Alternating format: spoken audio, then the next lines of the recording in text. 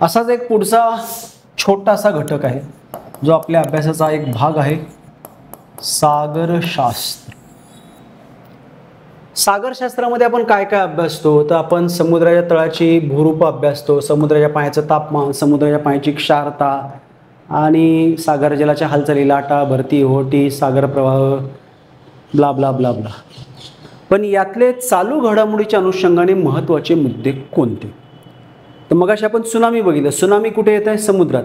मग सुनामीचा अभ्यास आपण इथे करणं अपेक्षित आहे. सागरी लाटांचा अभ्यास करताना लाटांचा एक प्रकार म्हणून सुनामी आपण अभ्यासतो, पण त्या सुनामीचं मूळ कुठे आहे? ते आहे पृथ्वीच्या आतमध्ये, जिथे काय होतं? भूकंप. त्यामुळे आपण तो टॉपिक तिकडे कन्सिडर केला. आता सागरशास्त्राचा अभ्यास करताना आपल्याला आजच्या घडीला सर्वात महत्त्वाचा जो मुद्दा काय असेल तर तो काय आहे? सागरी साधन संपत्ती.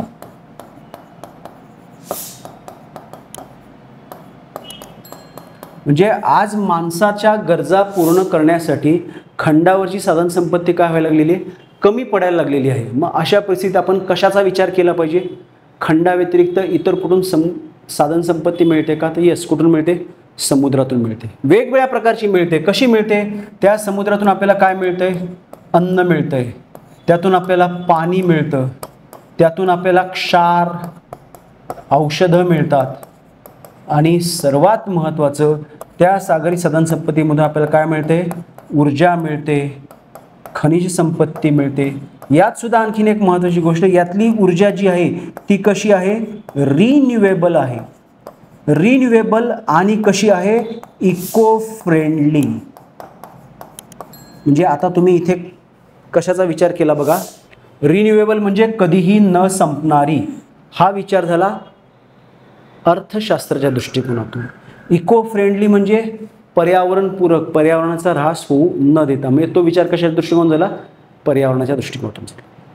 तर अशा वेगवेगळ्या आस्पेक्टमधून आपल्याला याचा विचार करायचा. आणि दुसरं महत्त्वाचं की ही सागरी साधन संपत्ती 21व्या शतकात फारच महत्त्वाची आहे. एक भाग. दुसरा भाग, ती भारतासारख्या कुठल्या देशासाठी? विकसनशील देशासाठी फार महत्त्वाची आहे. म्हणजे कसं आहे लक्षात घ्या, विकसित देश, USA सारखा, UK सारखा, ह्यांचं सगळं ऑल इज वेल. त्यांच्या बापदाद्यांनी जग लुटून सगळं काही करून सेटल करून ठेवलेलं आहे. म्हणजे आज आपल्या देशामध्ये त्या बिल्डरचा पोरगा 2 माणसांना चिरडून मारणार आहे, त्याला काही टेन्शन नाही आहे. अजून 10 जण चिरडून मारली तरी बाप पासून ते गव्हर्नमेंट पण सगळे त्याला वाचवायला आहेत. त्यांचं सगळं सेट झालेलं आहे. तसं विकसित राष्ट्रांचे त्यांना सगळ्या गरजा पूर्ण झालेल्या आहेत, त्यांना टेन्शन कशाचं नाही आहे.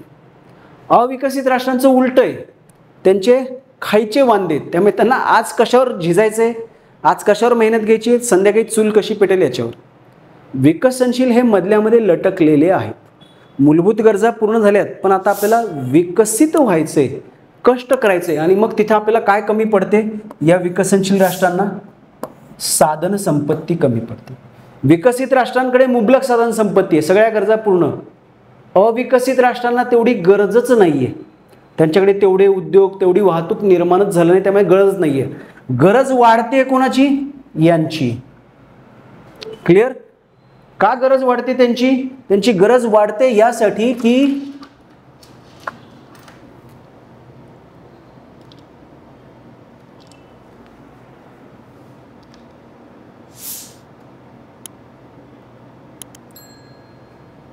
त्यांची गरज यासाठी वाढते की त्यांचा विकास आता व्हायला लागलेला आहे.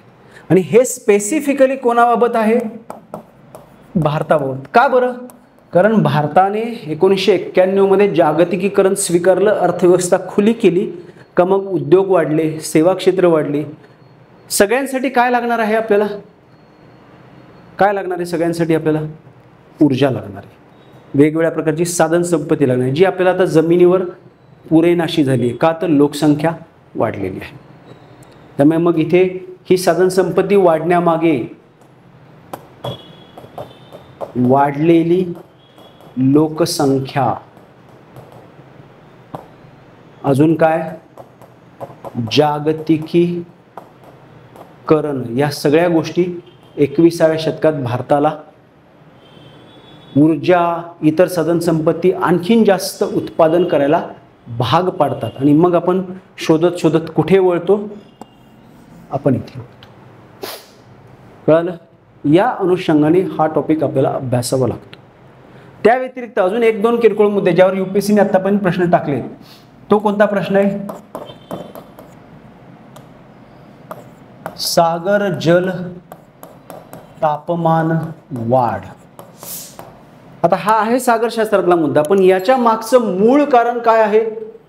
तर याच्या मागचं मूळ कारण आहे काय? जागतिक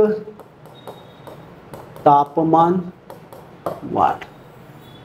हे समजलं तर हे समजेल, हे समजलं तर त्याचे परिणाम, विशेषतः काय, दुष्परिणाम काय, हे आपल्याला समजू शकतात. क्लिअर?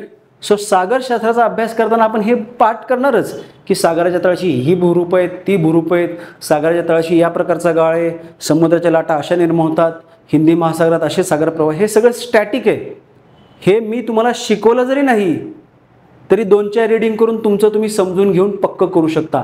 पण सर्वात महत्त्वाचा मुद्दा कुठे येतो, जो स्पर्धा परीक्षांमध्ये डिस्क्रिप्टिव्ह परीक्षेला आवश्यक आहे, तो हा की चालू घडामोडीत कोणते घटक महत्त्वाचे आहेत आणि ते घटक तुम्ही कशा कशाशी कोरिलेट, इंटरलिंक करू शकता ते.